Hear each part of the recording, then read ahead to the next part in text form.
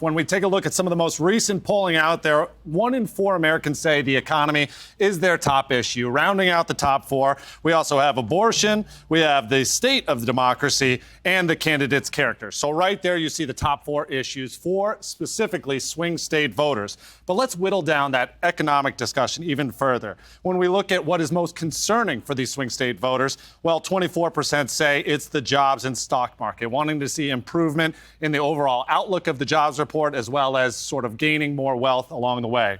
Around 4% say it's tackling inflation, and then 2% apiece comes to income equality as well as tax overhaul. Now, who's the best candidate to actually tackle this issue? According to these swing state voters, it's the businessman Donald Trump, 52%. That's an advantage of about 7 percentage points.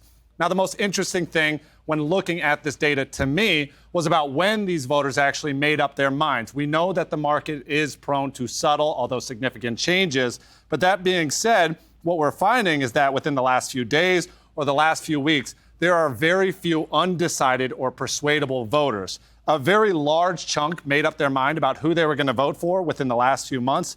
But the vast majority, 70%, said that they made up their mind about who to vote for earlier this year, right around the times the candidates were actually named the nominees.